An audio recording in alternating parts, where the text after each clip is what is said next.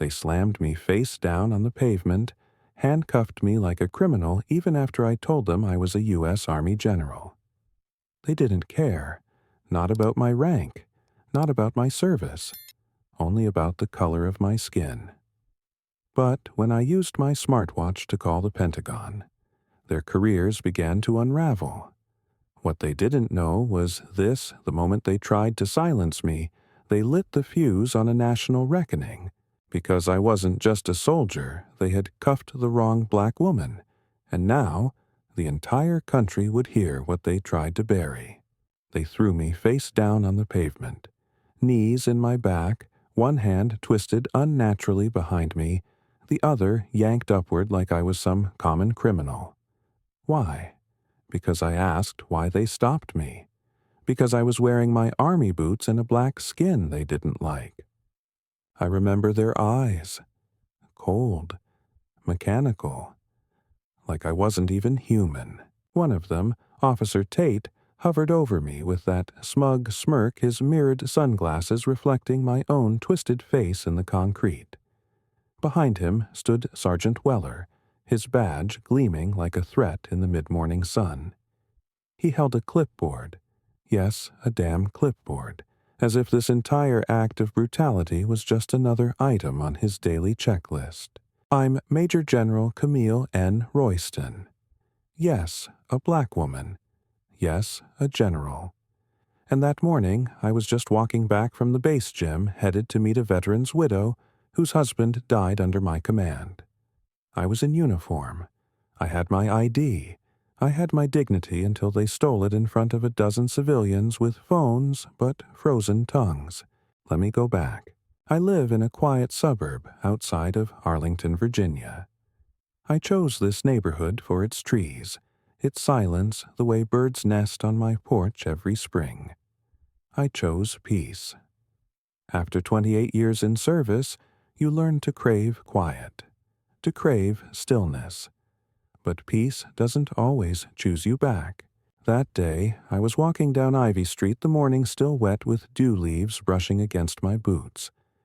I had a manila folder in my bag. Inside were letters from fallen soldiers' families, words I promised to hand-deliver to the Department of Defense. Words that mattered. Words soaked in pain and love.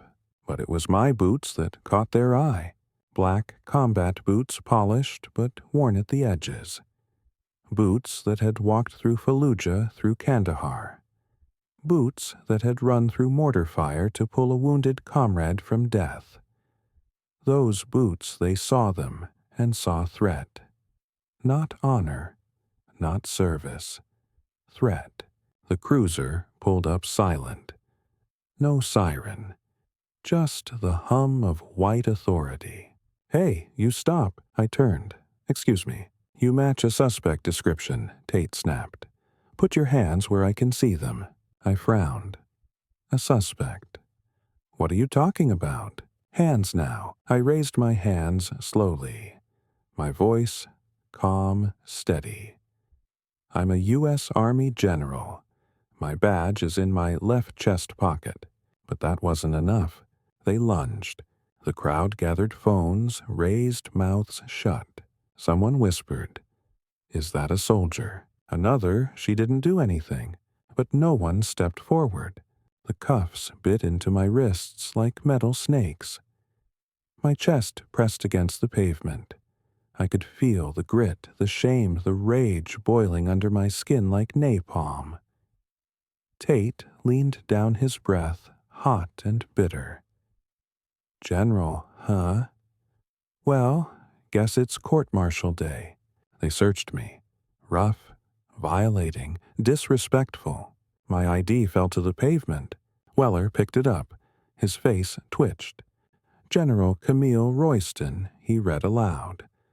Well, I'll be damned. But even that didn't loosen the cuffs. "Get DC dispatch on the line," Weller muttered.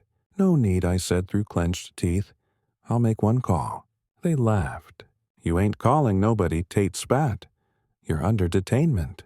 But they didn't know who I had on speed dial. I closed my eyes and whispered, "Call Pentagon Command." My smartwatch obeyed. 5 seconds later, the line picked up. "This is Royston," I hissed. "Detained. No cause. Ivy and Keller Street. Send military police and legal counsel."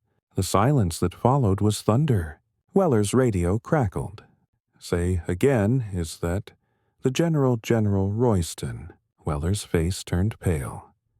Tate stepped back like I had morphed into a ghost. Then came the sirens. Not police, not city, federal. Military-grade black SUVs rolled in like thunderclouds. The cuffs came off fast, but it wasn't over.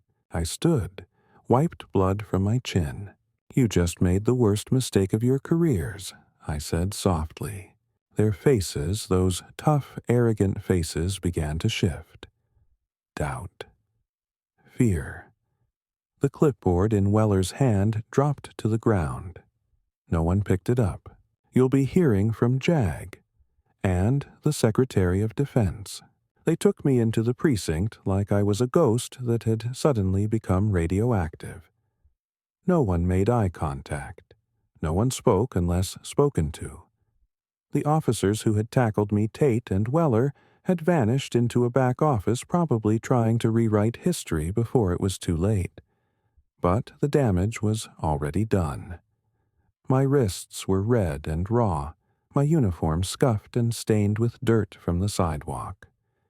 And worse, my trust in the institution I had served for nearly 3 decades was fractured. I sat on a wooden bench in the waiting area, flanked by 2 military police officers who had arrived moments after my call. They didn't speak, but their presence alone was enough to silence the entire station.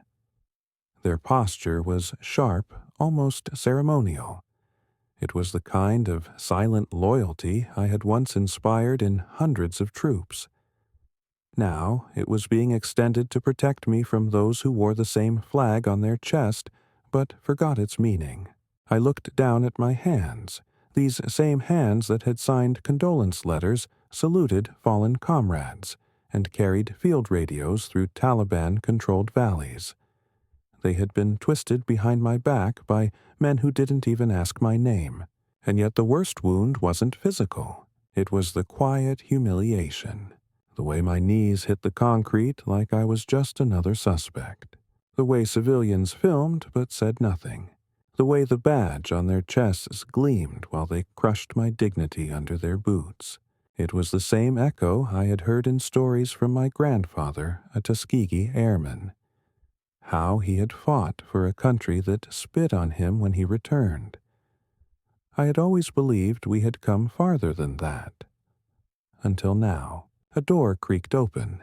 A man in a pressed navy blue suit stepped out holding a brown leather portfolio. "General Royston," he said, his voice clipped and formal. "My name is Paul Mason, Department of Defense Legal Affairs." I stood stiffly. "They've briefed you." He nodded. "Enough, but I want to hear it from you." So I told him. I told him everything. From the moment I heard the cruiser roll up behind me to the second Weller read my name and flinched. Every unnecessary grab. Every insult. Every breath of arrogance that poured from Tate's mouth. I told him the part about the call to the Pentagon, about the hush that followed. And when I was done, Mason simply said, "You're not alone in this. We're launching a formal investigation under military oversight. These men will not hide behind their badges."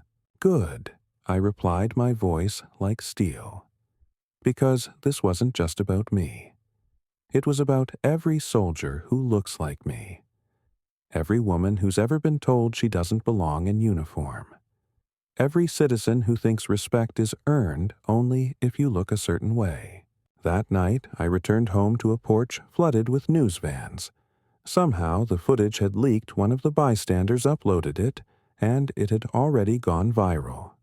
Black female general handcuffed by racist cops call to Pentagon turns tide. I didn't smile. I didn't wave.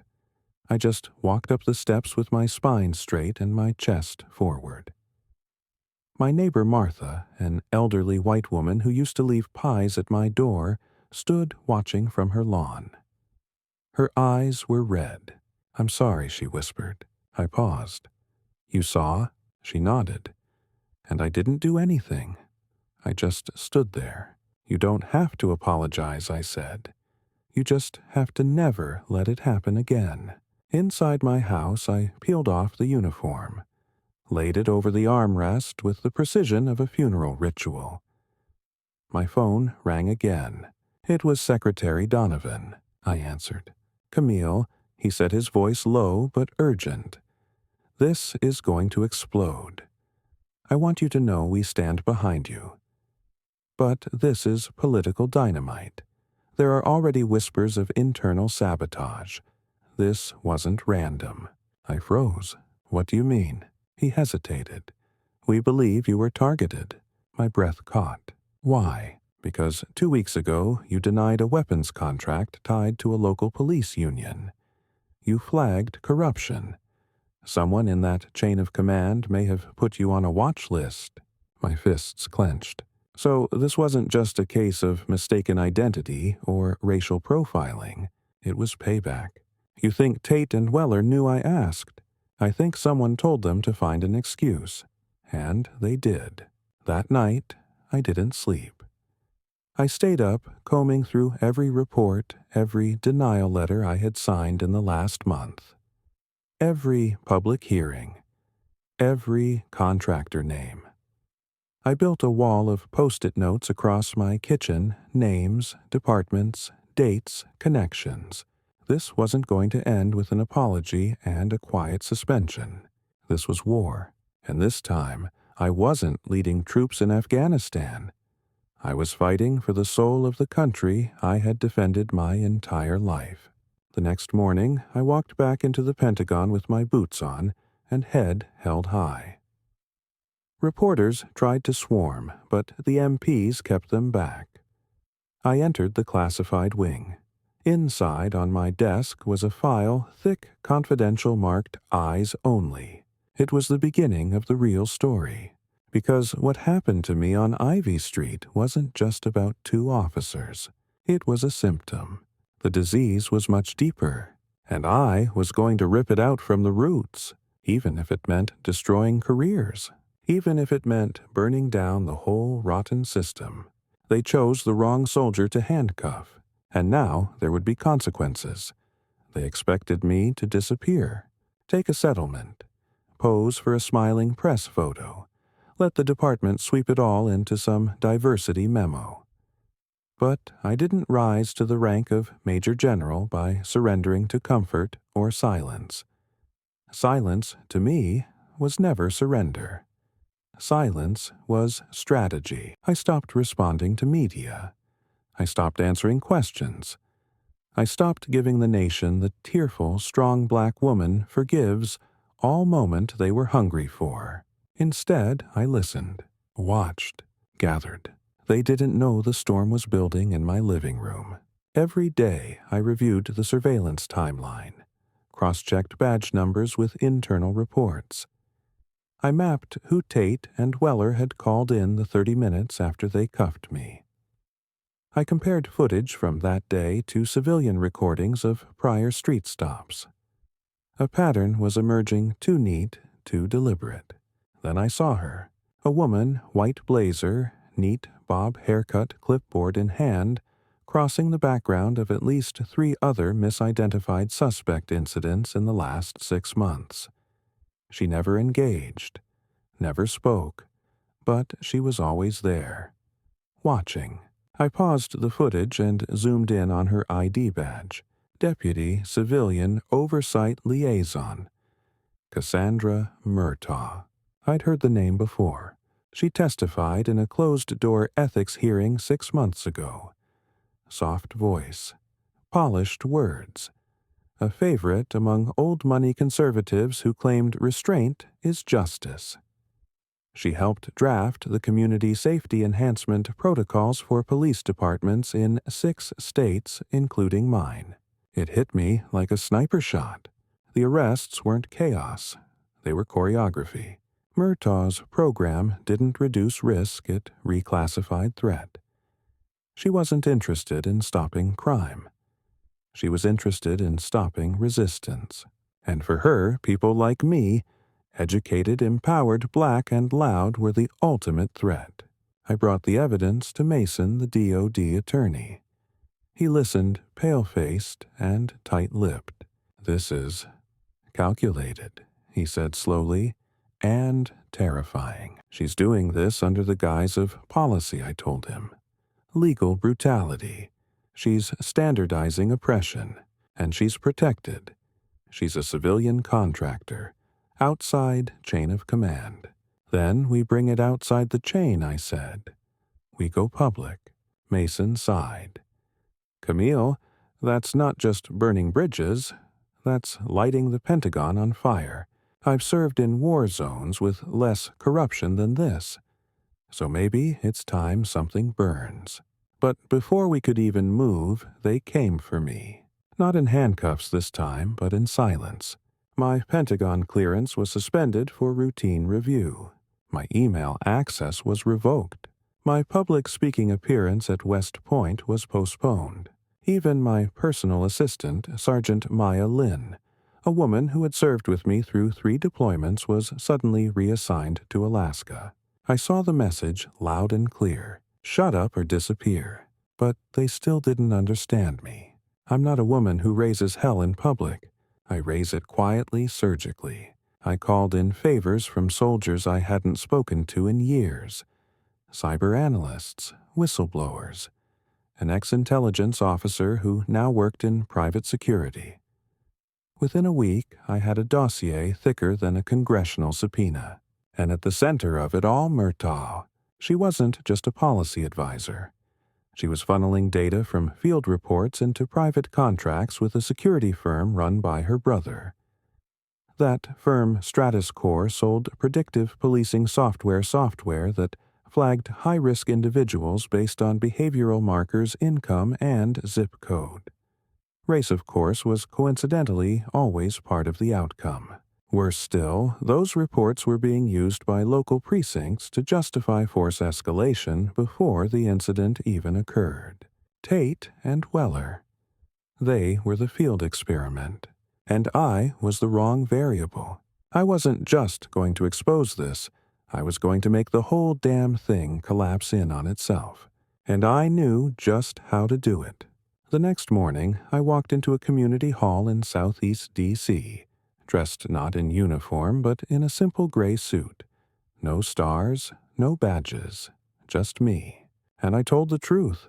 No press release, no media circus. Just a town hall with 30 veterans activists and mothers who had buried their sons with police bullets still in their flesh. I showed them the data. I read the names.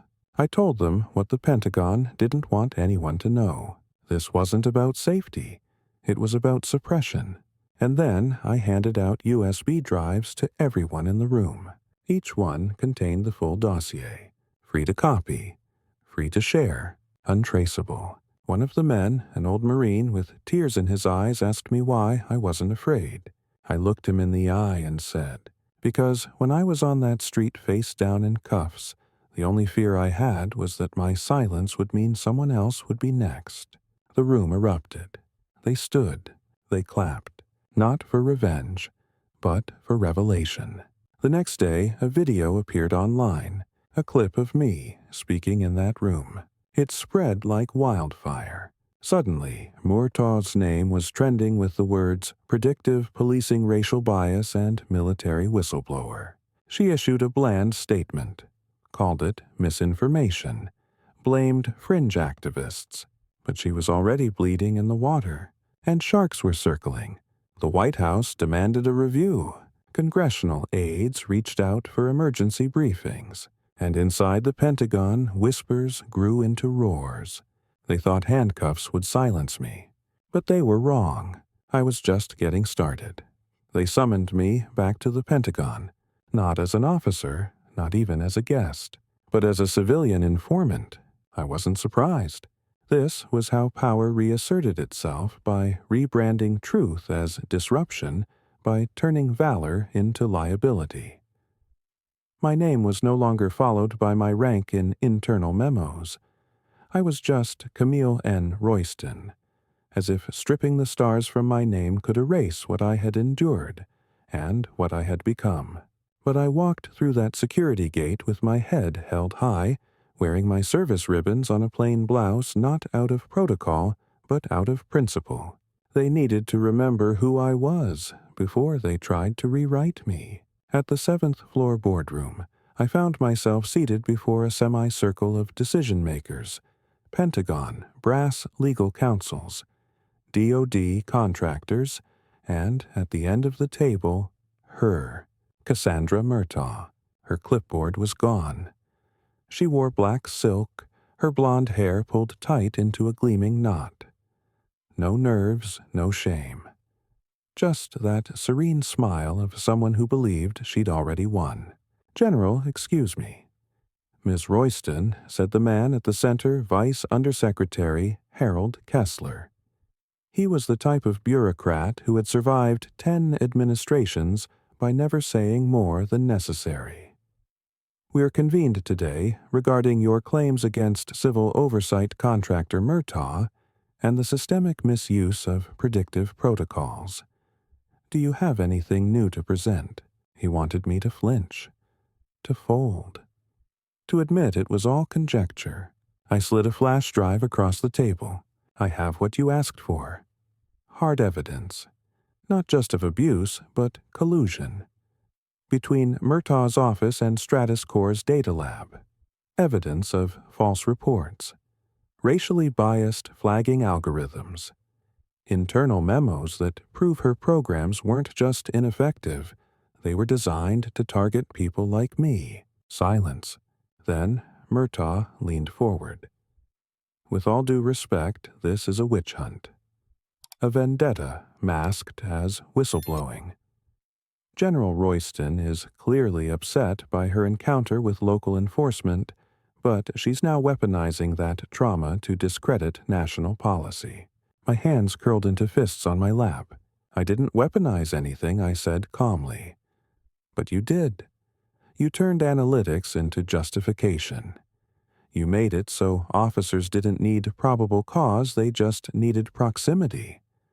Your system told them who looked like a problem, and they obeyed." Murtaugh smiled like a cobra. "And then she delivered the blow. Well then, I suppose you should speak to the man who signed off on the pilot rollout." The door opened. My breath caught. It was Brigadier General Vincent Hale, a man I had served under, a man who had mentored me, who toasted at my promotion ceremony with tears in his eyes, who gave speeches about justice and equity in uniform. He didn't meet my gaze. Instead, he placed a folder on the table. "The pilot program was cleared by me," he said quietly, "after thorough internal review." My chest tightened. "You knew what it was doing. I knew what it promised. Lower response times, predictive threat indexing, officer safety protocols." Officer safety. My voice rose. While women like me were thrown to the pavement, he looked at me then, hollow, haunted. "I didn't think it would escalate like this," he muttered. "I didn't know they'd use it that way." Murtaugh leaned back. "There's your truth. He authorized it. You trusted him. You fought beside him. Maybe the real betrayal isn't this room. Maybe it's that your own people chose the system over you." It was a clean dagger, sharpened over time, and it struck deep. But I didn't fall. I stood, looked straight at General Hale. "You always said leadership is measured in the moments no one sees, that who we protect defines who we are. So, tell me, what does it say that you protected her?" He couldn't answer, and that silence was louder than a confession. Vice Undersecretary Kessler rubbed his temples. "Enough. This session is adjourned pending review. Until further notice, Ms. Murtaugh will step down from her advisory role." She blinked. "What?" And An independent commission will be formed to audit all predictive enforcement contracts under her supervision. Her mask cracked. Just a little, but the moment wasn't triumph. It was mourning, because that day I didn't just lose faith in the enemy. I lost faith in the ally I had once bled beside. I walked out of the room with my file in hand and a hollow ache where my mentorship used to live. In war, betrayal comes from the other side, but in bureaucracy, betrayal comes with a signature and a nod. That night, I sat in my garden under a bruised sky and thought about how many more officers had sold their silence like hail. How many programs were humming quietly in cities just like mine, targeting voices, faces, dreams. I wasn't finished. I wasn't even close, because now I had names. Now I had leaks. And now I had nothing left to lose. I stood at the edge of the reflecting pool in D.C., staring into the gray, rippling water. The sky above the Washington Monument hung heavy with overcast silence, but in the pit of my stomach there was movement and uprising that had nothing to do with weapons, but everything to do with voices. I'd been called many things since my story broke hero, troublemaker, truth-teller threat. But the one thing I wasn't being called anymore: alone. That morning I had posted a single message to my dormant X account. No hashtags, no press, just 4 words: if they hurt you, speak. By noon, my inbox was flooded. A black Navy corpsman who had been detained at a grocery store for acting suspicious. A Latina Air Force pilot denied housing in a base neighborhood. A trans Marine dishonorably discharged after a predictive review flagged him as unstable based on a single therapy appointment. These weren't isolated incidents. They were a lattice of targeted harm hidden behind sterile acronyms and policy jargon. But together, they formed a weapon no one saw coming. Testimony. Truth in numbers. Truth with faces. Truth that couldn't be ignored.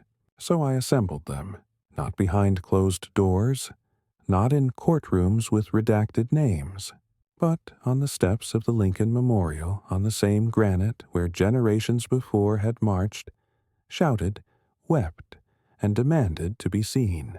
There were 42 of us, uniforms, medals, wheelchairs, mothers, discharged, active duty, decorated, discarded. We stood shoulder to shoulder, not as victims, as witnesses. The media had been tipped off anonymously. By the time I stepped to the podium, a forest of microphones reached toward my mouth like hungry vines. I was told I began voice steady that my silence would protect the system. But it wasn't built to protect people like me. It was built to outlive the truth. I gestured to the soldiers behind me. And now, these are the truths it couldn't outrun. One by one, they stepped forward. A woman with a prosthetic leg holding the Purple Heart they tried to strip. A man who'd served 3 tours but lost his clearance after an algorithm flagged his zip code as unstable. A former officer who resigned in protest after being ordered to detain a 12-year-old based on pre-crime data. It was raw, unfiltered. The crowd grew. So did the silence between the words, thick, pulsing, undeniable. But the most haunting voice came from a child. Her name was Ava, 11 years old, daughter of Sergeant Monica Blake, who had died after a traffic stop turned violent initiated based on predictive flagging, tied to her vehicle's registration and erratic driving behavior. The child took the mic. My mom wore a flag on her chest, Ava said, voice soft but sure. But the people who stopped her didn't see that. They saw a risk. Not a mother, not a soldier, just a color. The nation watched, and for the first time in months, it listened. Murtaugh tried to spin. It released a statement calling the event emotional sensationalism. But she was already losing grip. Internal memos from her office had been leaked emails laughing about flagging the loud ones first. A line-item budget labeled Containment Strategy Urban Recalibration. The leak hadn't come from me. It came from inside her own office. Someone had finally seen enough. That night, the Pentagon held a press conference. The Secretary of Defense took the podium personally. We are launching a federal investigation into all private surveillance and predictive enforcement contracts. Effective immediately, all programs under Cassandra Murtaugh's oversight are suspended. But that wasn't the part that mattered most. He turned to the camera, to Major General Camille Royston. You reminded us that silence, even when strategic, must eventually give way to courage. We see you. We hear you. And we are sorry. I didn't cry. I didn't flinch, because it wasn't about me anymore. Later that week, I returned home to find my porch flooded again, but this time not with cameras, with mail, letters, handwritten notes from strangers, from veterans, from kids. One said, I didn't think anyone like me could wear the uniform again. But now I do. Another, they cuffed you, but you broke their chains. As I read them, I felt the first real exhale in weeks. Not relief, resolve. This movement wasn't about restoring dignity. It was about redefining it. The system hadn't just underestimated me. It had underestimated us all. The Capitol Rotunda was colder than I remembered. The marble beneath my heels echoed like a drum line as I climbed the long arched hallway to the hearing room. Outside, protesters chanted my name. Some held my photo in uniform. Others clutched placards with one brutal sentence. They cuffed a general. What will they do to us? Inside the chamber, the spectacle was already underway. Cameras, journalists, committee members polished into perfection, each hiding their angle behind scripted indignation. This wasn't a hearing, it was a stage. And I was the show. Seated at the center was Senator Alton Briggs, chair of the Homeland Oversight Committee. Southern drawl like velvet over barbed wire. He'd voted against 3 separate bills advancing equality in military recruitment. Now he smirked at me like a man preparing to gut a lioness. Ms. Royston, he began deliberately omitting my title. Let me begin by expressing our regret for your unfortunate incident. But we're here today to determine whether your campaign against federal safety protocols is based on actual misconduct or simply personal bitterness. Personal bitterness. 28 years of service. 4 tours. 2 medals for valor. And that's what he saw. I unclipped my mic. Senator Briggs. I said evenly when I held dying soldiers in my arms. I never thought to ask them what their politics were. I only thought about how to get them home. Today, I'm not here for myself. I'm here for every soldier whose silence you counted on. That silence is broken. Whispers rippled through the chamber. Briggs leaned back. We have here some documents. Unusual ones. Would you like to explain why, in 2007, you filed an ethics complaint against your own commanding officer? My breath stilled. So that's how they were going to play it. That complaint, it had been sealed. Buried. But now it lay on the screen for the world to see. He ordered troops into a civilian compound without provocation, I replied. And yet the investigation was dropped. Because it was covered up. Briggs smiled. So what you're saying is, when you're unhappy, you destroy people's careers, even superiors. No. When I see abuse, I act. That's called leadership. You call it leadership, he sneered. I call it insubordination disguised as virtue. I was about to respond when a sharp voice cut through the room. She's not the one who betrayed her oath. Heads turned. From the back row, Sergeant Maya Lynn stood up. My former assistant, reassigned, silenced. "Maya," I whispered. She walked to the center, holding a small recorder. I couldn't stay silent anymore. Not after what I found. She pressed play. A grainy voice filled the chamber. "General Vincent Hale." She's dangerous to the structure. She thinks like a soldier, but she's playing politics. We need to discredit her before she builds momentum. Gasps. Maya turned to face the panel. I was present for that meeting. I was told to disappear, to get reassigned. But I made a copy. The silence that followed wasn't just shocked. It was terrified. Briggs stuttered. This is hearsay." "No," said Representative Elena Morales, one of the few on the committee who had fought for the investigative commission. "This is evidence, and it will be entered into record." The dominoes began to fall fast. Hours later, emails from Cassandra Murtaugh's office surfaced online. Internal communications with Hale. Direct confirmation of collaboration with Senator Briggs's donors through Stratus Corps. The rot wasn't isolated. It was systemic. A 3-star general. A civilian architect of oppression. A senator who cloaked racism in law. They weren't allies by chance. They were a syndicate.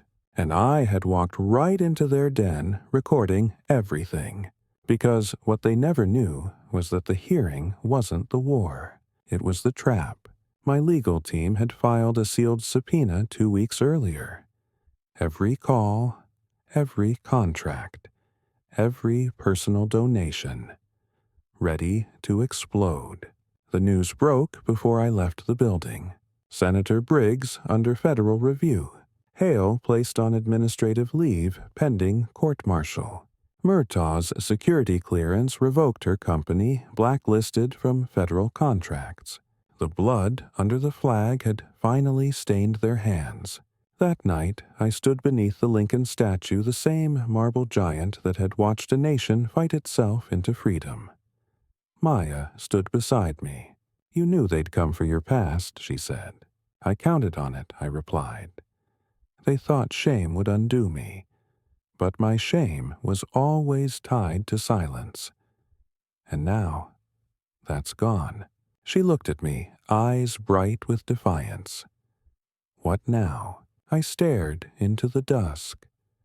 Now we make sure they never build a system like that again. Not for one more generation. We rebuild.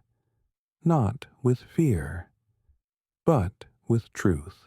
The Capitol lights flickered behind us, and somewhere far from power, a little girl saw the footage of a woman in a gray suit standing against giants and whispered, "She looks like me." 6 months passed, and the world was no longer the same. I stood beneath a different sky, now one less stormy, more honest. The kind of sky that doesn't hide what's broken but lights it anyway. Behind me, the sun rose over Arlington Cemetery, bathing the field of white stones in gold. In front of me stood an entire generation that refused to bow. Uniformed, diverse, loud, unafraid. This was not a press event. It was a reckoning. Presenting the newly ratified Defense Equity and Accountability Commission, announced Secretary Donovan as he stepped up to the mic. A federal civilian-military alliance signed into law to oversee and dismantle the surveillance-based enforcement systems that betrayed our principles, led by none other than Major General Camille N. Royston. Applause thundered, but I didn't move, not until I saw her, Ava, the little girl whose mother died in silence.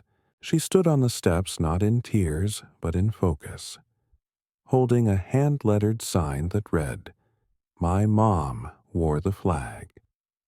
Camille made them see it. Only then did I step forward, not to accept power, but to return it.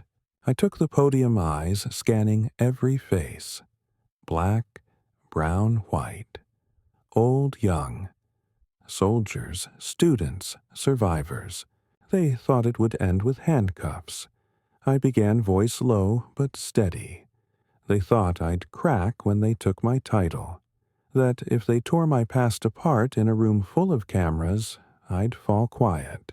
I looked to Maya, then to the front row where whistleblowers and dismissed veterans sat side by side with generals and senators who had finally woken up. But the truth, I said. You don't bury someone like me by stripping away my rank. You only plant me deeper. And now we grow. I held up a simple object, a folded flag, not pristine. This one had dirt on it. Tears. It had been crushed into the pavement of Ivy Street. Blood had touched its edges. And still it rose. This flag was once draped across my shoulders in shame. Now I raise it in honor. Because it doesn't belong to the ones who hide behind it, it belongs to the ones who live by it. Die for it. Demand it live up to its promise. A hush swept the crowd. Then I stepped down from the podium, not back into power, but into people. Reporters swarmed. Politicians smiled. But I walked right through them, toward the students in ROTC uniforms who saluted as I passed, toward the young mother holding her son and whispering, "That's her." Toward Ava, I knelt. "You okay?" I asked. She nodded. They remember her now. They always should have, I said. She held out a bracelet woven in red, white, and blue thread. "For you." I slipped it on, and in that moment, everything changed. Because justice had finally stopped being paperwork. It had become personal, not just for me, but for every quiet voice forced into silence.